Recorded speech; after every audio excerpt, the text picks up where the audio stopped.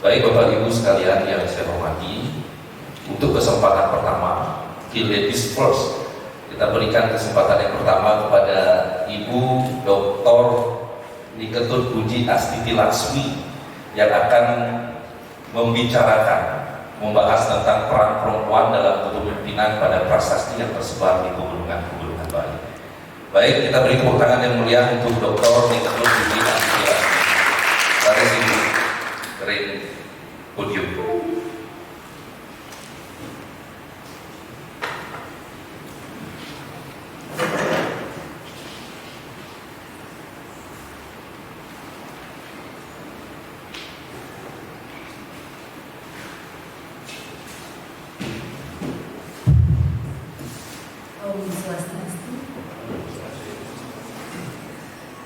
Yeni ring desa titian boyo jelistis sake mawon lanang-lanangnya dumun.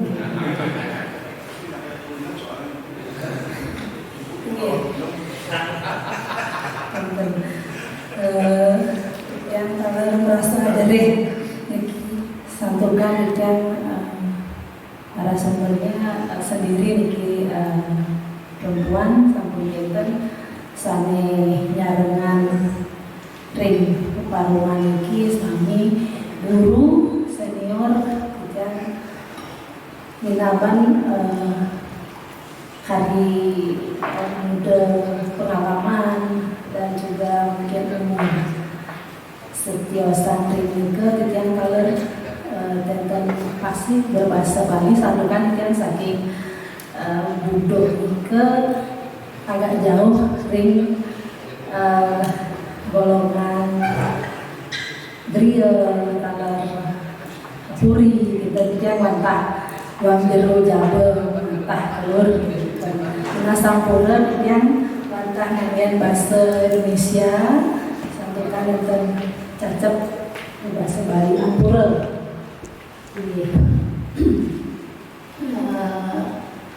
tetapi dia juga merasa sangat bergembira, sangat berterima kasih sampun diundang taler oleh mantan panitia saking Puri niki kedua kalinya kita merawat memiliki sebelumnya acara bincang-bincang tentang budaya terkait taler ring acara festival ini. Sampun genten ring rahim makin pada hari ini yang diberi mandat untuk membicarakan tentang perempuan dalam kepemimpinan. Karena kebetulan dia saking prodi arkeologi, kajian itu memang memfokuskan pada prasasti Bali, maka nanti dari tulisan ini akan terlihat bahwa sumber data yang dia pergunakan memang sepenuhnya dari prasasti. Walaupun ada beberapa juga yang memang merupakan data ikonografi seperti arca dan juga relief. Kembali lagi, jika judul mungkin bisa dilanjut. Ini. Kalau berbicara perempuan, yang perempuan bergender dari belakang adik-adik ini ke juga perempuan, lebih lanjut lagi. Bahwa perempuan itu berdasarkan kamus KBBI kisah podium ini adalah manusia yang mempunyai abuki, kemudian menstruasi, hamil, melahirkan anak dan menyusui. Jadi sangat simpel sesungguhnya. Jadi kalau secara etimologis malah perempuan itu berasal dari kata empu yang berarti tuan. Jadi orang yang mahir, berkuasa, atau juga bisa dikatakan sebagai kepala, kehulu, atau yang paling besar. Kemudian empu juga kita temukan di dalam beberapa nama, kemudian lanjut lagi. Nah, kata perempuan ini kan juga berhubungan dengan kata empu, sekong, memerintah, kemudian menyangga, penjaga keselamatan, bahkan juga wali. Kemudian juga ada kata mengampu, yang artinya menahan, kemudian mengampukan, yang artinya memerintah, dan selanjutnya mungkin ya sambil saking jurusan linguistik yang lanjut nanti.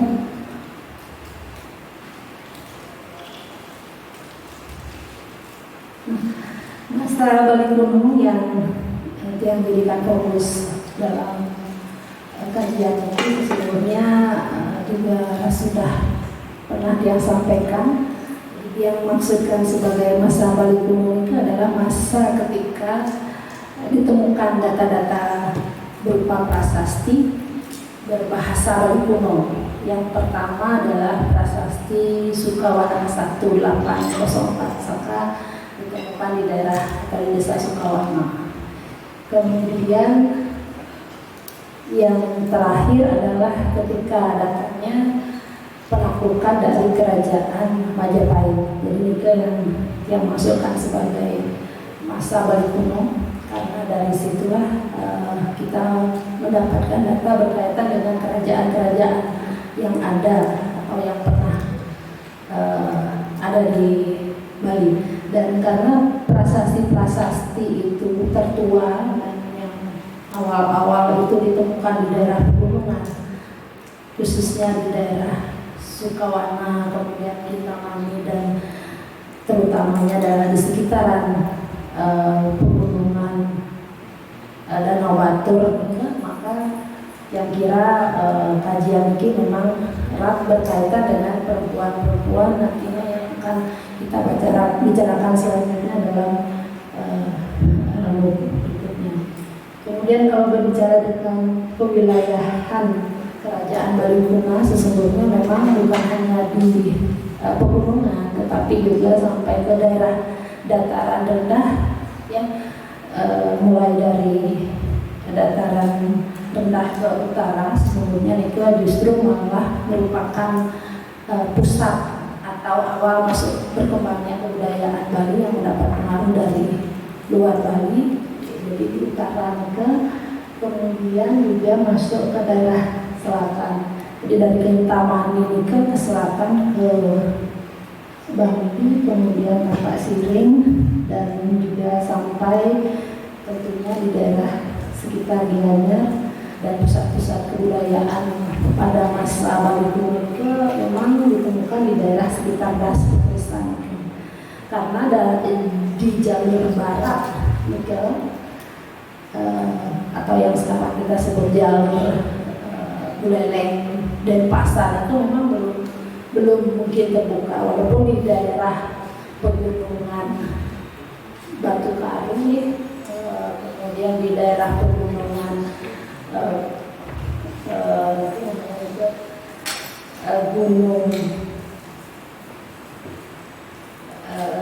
Gunung Pin, Mangu, Gunung Mangu sekitar mereka juga ditemukan banyak sekali prasasti. Jadi memang gunung dan danau itu merupakan pusat-pusat kebudayaan pada masa Bali kuno. Kemudian di daerah aliran sungai pada masa Bali kuno itu menjadi pusat berkembangnya suatu kebudayaan dengan ditemukannya bukti-bukti arkeologis. Lanjut. Nah, berbicara tentang perempuan, tentu yang akan saya sampaikan adalah perempuan yang tercatat di dalam prasasti, karena kita tidak bisa membicarakan perempuan lain, walaupun dalam data prasasti juga disinggung sepintas, tapi yang bisa lebih ditonjolkan adalah perempuan-perempuan yang tercatat di dalam prasasti.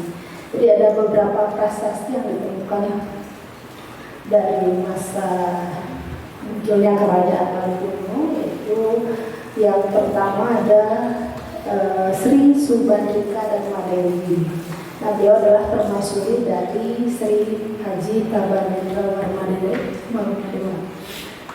Kemudian juga ada nama Sri Wijaya Mahadewi, kemudian beliau adalah raja. Selanjutnya ada Sri Gunapriya Dharmapatni, seorang permaisuri, Sri Sang Adnya Dewi. Jadi dari nama-nama dan juga posisi beliau yang ada seorang raja, kemudian ada juga yang hanya seorang permaisuri, sesungguhnya memiliki peran yang sangat vital di dalam pemerintahan dan juga dalam bidang sosial budaya yang lain. Aku dilanjut nanti dibahas kalian dilanjut ini slide-nya. Baik, Niki di nomor 16 ketika masa pemerintahan Raja Jayapatma juga ada dua orang permaisuri yang sangat terkenal, yaitu Sri Parameswari Wijaketana dan Sri Mahadewi Sasangkaja Cina. Nah, Niki yang sering sekali diidentikan sebagai seorang putri Cina karena ada nama Cina. Kemudian juga ada Sri Jaya dan Wijaketana, dan beliau adalah seorang ibu dari Raja Eka Jaya Ancana. Jadi beliau membantu putranya dalam pemerintahan. Kemudian juga ada tokoh juga, seorang ibu juga, yaitu bernama Adi Kunti Ketana, dan beliau adalah ibu dari Raja Parameswara Sri Wirama. Selanjutnya dan terakhir ada Batari Sri Mahaguru, ibunda dari Wala Jaya Kertaningrat. Jadi dari nama-nama yang sebutkan itu atau yang tampilkan dan juga yang mendapatkan sumber dari Semadi Astra, memang masih menjadi polemik apakah memang benar beliau itu adalah seorang putri atau seorang permaisuri yang berasal dari Bali. Karena beberapa kalau ditelusuri memang bukan semuanya dari Bali, bahkan ada yang menyatakan 100% itu dari Jawa Timur. Kalau kita melihat dari turunan beliau, misalnya saja tadi ada permaisuri sangat terkenal Gunapriya Dharmapatni, itu dia adalah seorang putri dari kerajaan di Jawa Timur. Tapi apapun turunan beliau atau asal beliau, yang jelas beliau sudah diterima di Pulau Bali baik sebagai seorang permaisuri maupun juga diterima sebagai seorang raja. Nah, ini menunjukkan hal yang bahwa perempuan tersebut memiliki posisi. Saya tidak mengatakan bahwa mengalahkan orang dulu di Bali ya pada masa itu, tetapi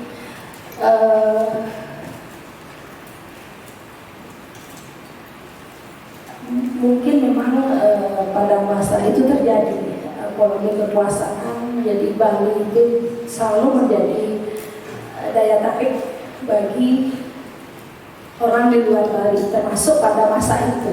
Jadi Bali itu sudah menjadi suatu daerah yang harus ditaklukkan mungkin oleh penguasa dari luar. Salah satu yang paling dekat pada masa itu adalah dari Jawa Timur.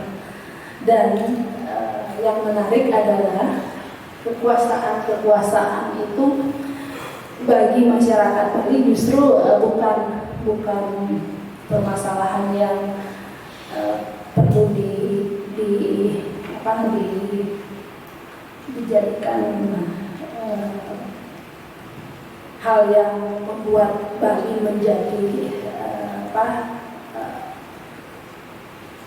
jatuh atau melorot begitu ya saya sebut, tapi justru menjadikan Bali lebih bervariasi. Jadi masuknya budaya pada masa itu dari Jawa Timur justru memperkaya kebudayaan Bali. Dan ini terbukti ketika pemerintahan Udayana dengan permaisuri Gunapriya Dharmapatni. Banyak sekali budaya-budaya Jawa Timur yang kemudian berkembang dan berkulturasi dengan budaya yang ada di Bali dan memunculkan budaya baru yang menjadi kekayaan budaya pewaris pada masa sekarang. Dan kemudian kedua posisi ini menurut saya adalah posisi yang juga sangat berpengaruh, baik itu sebagai, kalau kita lihat tadi ada yang berposisi bukan hanya sebagai raja perempuan, juga ada yang berposisi sebagai permaisuri dan juga posisi sebagai ibu yang mengemban atau menuntun anaknya menjadi seorang raja. Apa yang terjadi di situ menunjukkan bahwa tokoh perempuan pada masa itu adalah tokoh yang memegang peran dalam hal satu, memimpin kerajaan tentunya, kemudian menjadi contoh atau teladan bagi anak yang pada masa itu sebagai raja, dan yang satu lagi sebagai permaisuri menjadi pendamping yang tentunya akan sangat membantu di dalam pemerintahan raja-raja yang bersangkutan. Dan itu yang mungkin bisa saya petik dari posisi-posisi beliau ketika itu. Nah, kemudian perempuan pada masa Bali kuno dalam sumber prasasti mungkin dihadirkan.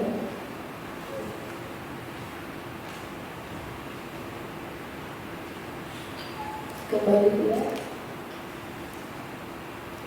Nah, ini sudah kita sampaikan, jadi itu ada yang posisi sebagai permaisuri, kemudian raja, permaisuri, kemudian raja, ada yang ibu suri yang memiliki peranan yang sangat penting, dan data ini ditemukan di dalam prasasti.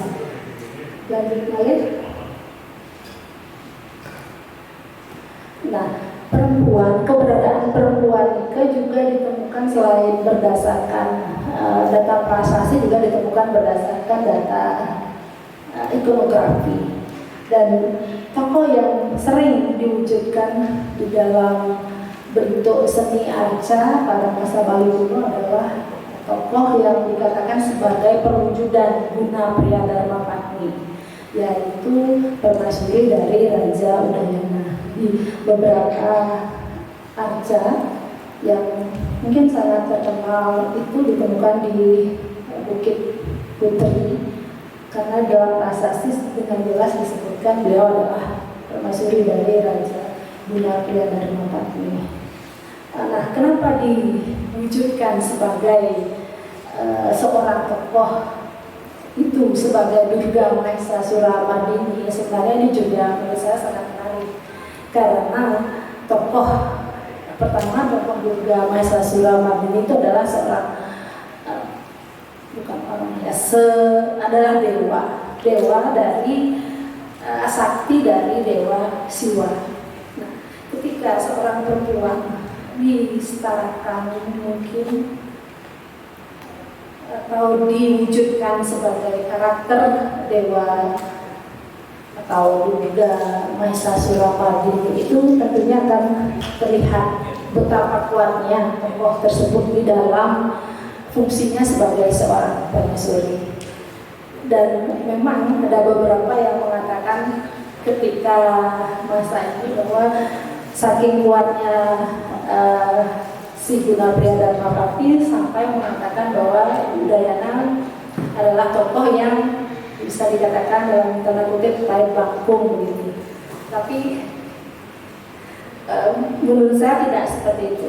Karena kalau demikian berarti Gunapria Dharma Patni tidaklah tokoh yang tentu akan diterima oleh masyarakat kalau dengan posisi yang begitu. Tapi justru ini menjadi suatu hal yang positif bahwa Gunapria Dharma Patni itu memiliki kekuatan karakter dan mungkin juga ikut mengubah arah pemerintahan. Tetapi bukan berarti bahwa Gunapria Dharma Patni itu sebagai tokoh yang ke arah negatif atau istilah baik dan buruk tersebut.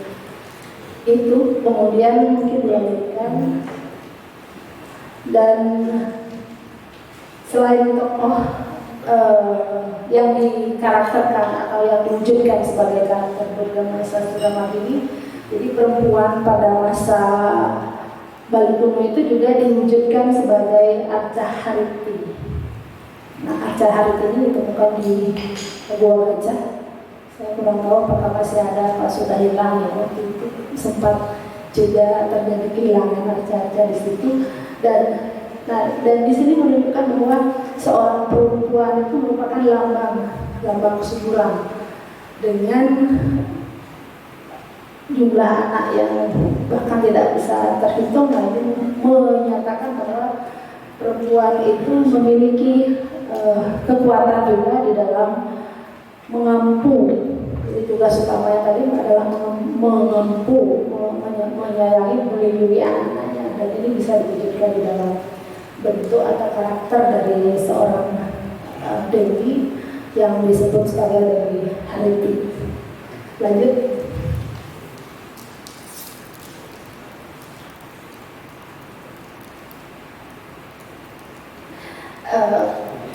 Penokohan arca dan perempuan dalam bentuk atau dalam seni arca juga ditemukan di daerah pegunungan, di daerah Pura Bukit Penulisan.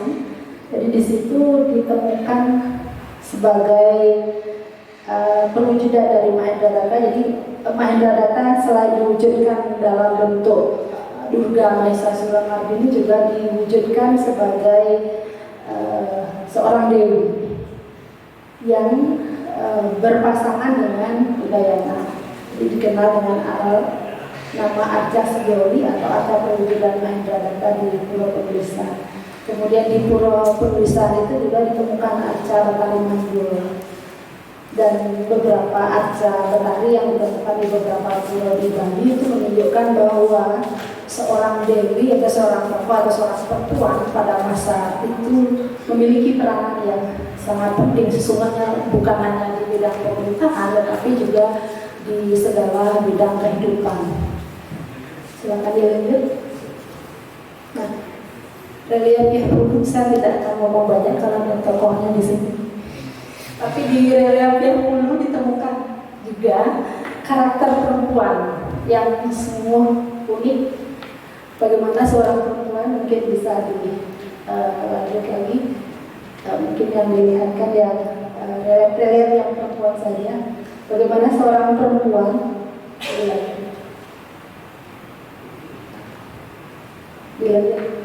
nah, bagaimana penampilan seorang perempuan itu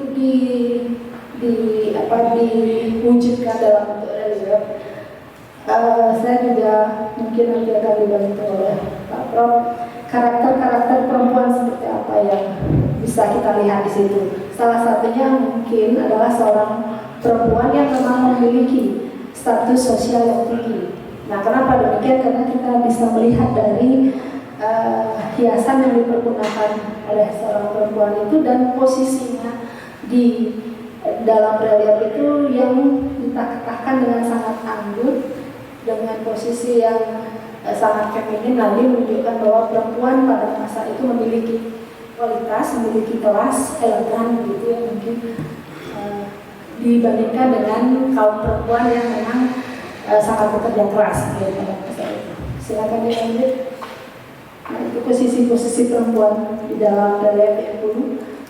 Dilanjut. Selanjutnya jadi beberapa dilanjut. Lanjut. Selanjutnya lanjut lagi. Ya. Nah, berkaitan dengan prestasi perempuan pada masa Bali kuno, kalau tadi beliau menjadi seorang raja, permaisuri, kemudian juga menjadi ibu suri. Tapi ada juga sebenarnya peranan-peranan yang lain. Jadi dalam bidang politik tentunya sebagai seorang pemimpin, apakah karena keturunan ataupun karena prestasinya sehingga mampu memimpin sebuah kerajaan yang pada masa itu bernama Bali kuno, itu merupakan prestasi-prestasi yang diperoleh perempuan pada masa itu. Jadi sekali lagi saya menekankan bahwa apakah memang perempuan itu dari Bali atau dari luar Bali, tetapi yang jelas dia diterima di Bali sebagai seorang perempuan raja ataupun permaisuri. Selanjutnya, dan di bidang seni, nanti mungkin tidak hanya perempuan sebagai raja, tapi juga perempuan sebagai masyarakat kebanyakan di dalam prasasti Sukawarna, tentunya dan beberapa prasasti yang lainnya juga memiliki kemampuan di bidang seni dan keterampilan khusus. Yang pertama berkaitan dengan kegiatan menenun.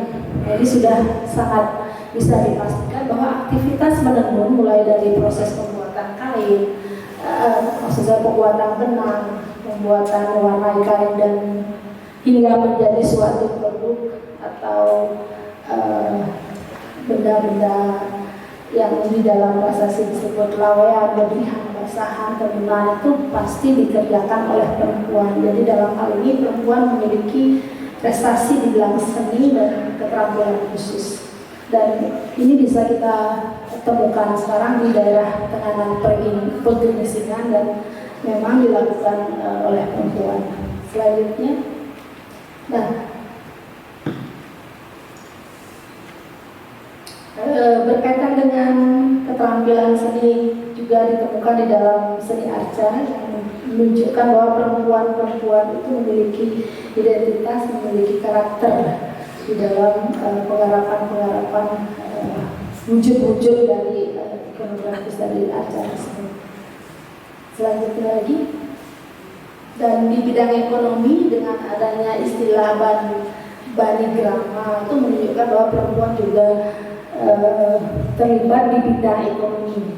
Jadi selain untuk pemenuhan kebutuhan kehidupannya sehari-hari, tentunya perempuan juga akan dapat memiliki income tersendiri dan dengan profesinya sebagai seorang saudagar atau seorang manigrama.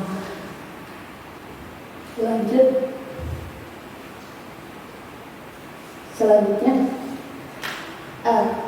selain memiliki prestasi, memiliki fungsi dan peranan serta kedudukan yang tinggi, sebenarnya masyarakat khususnya perempuan pada masa Bali itu juga memiliki tantangan di dalam kehidupannya. Nah, ini yang sebenarnya juga perlu mendapat perhatian. Dalam prasasti ada beberapa tantangan yang pernah dialami atau yang pernah terjadi pada kaum perempuan. Silakan dilanjut.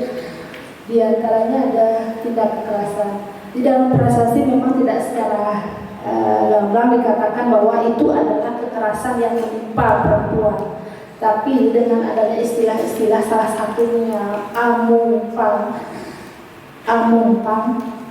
merusak kehormatan perempuan, nah itu menunjukkan bahwa perempuan sejak masa lampau, masa Bali kuno hingga masa sekarang memang tidak luput atau rentan dengan tindak kekerasan. Selanjutnya, dan poligami. Di poligami itu sudah menjadi, saya tidak tahu apakah itu menjadi suatu kebanggaan bagi perempuan ketika di permaisuri misalnya. Bahkan raja-raja zaman dulu memiliki banyak permaisuri termasuk istri. Apakah itu menjadi suatu kebanggaan, menjadi alat politik atau apa? Tapi secara hati nurani mungkin orang perempuan tidak akan pernah rela untuk dipoligami. Itu. Tapi karena perannya dalam fungsi politik mungkin akan bersedia berkorban apapun untuk raja ataupun penguasa pada masa itu. Kemudian ya ini pembagian warisan dari prasasti tertua. Memang perempuan selalu mendapatkan posisi satu bagian, sedangkan laki-laki dua bagian. Jadi istilah sukunan tanggungan yang perempuan menjunjung, sedangkan yang laki-laki memikul dengan dua beban itu di satu sisi mungkin berkaitan dengan bagian yang diperoleh oleh kaum perempuan, tapi juga merupakan beban. Jadi perempuan memang memikul atau menjunjung satu beban, dengan demikian maka mendapatkan satu bagian juga. Dan laki-laki menjunjung memikul dua beban sehingga mendapatkan dua warisan juga, mungkin seperti itu. Tapi yang jelas di situ masih terlihat bahwa kaum perempuan memang diminoritaskan dibandingkan kaum laki-laki. Kita lihat saja sekarang saya sendiri loh ya. Jadi minoritas lagi, walaupun di belakang ada adik-adik. Tapi bagaimanapun kita sebagai perempuan, kami sebagai perempuan masih diakui di forum laki-laki, dan itu menjadi suatu kebanggaan. Demikian yang dapat yang sampaikan, kira panggung memiliki pasti banyak kiranya. Semoga Wenten dipakai sebagai pemikiran ke depannya atau diskusi selanjutnya. Jangan dulu dengan kata Santi, Om Santi, Santi, Santi, Om. Terima kasih Ibu Dr. Budi Astuti Laksmi, cukup menarik ya, karena beliau mengungkap banyak tantangan masa depan pada kebertahanan perempuan di gunungan, baik dari sisi politik, kemudian dari sisi kekerasan perempuan, terkait dengan waris, terkait juga dengan poligami. Di awal beliau melihat bahwa banyak sekali ada jejak-jejak kebajikan dan kebaikan dari perempuan di Gunungan Bali. Dari data-data prasasti di angka tahun 877 Saka sudah ada permaisuri perempuan yang tidak saja berstatus dalam fungsinya sebagai permaisuri, juga tapi sebagai ibu yang membuat anak-anaknya. Saya rasa menarik karena Ibu Budi tidak saja berupaya memotret dan memetakan sekaligus memvitalis peran-peran perempuan dalam prasasti, tapi mengungkap sebuah tantangan masa depan bagi kebertahanan perempuan. Terima kasih Bu Dr. Ditutur Puji Astuti Laksmi atas waktu dan sebuah pemikirannya kepada forum ini.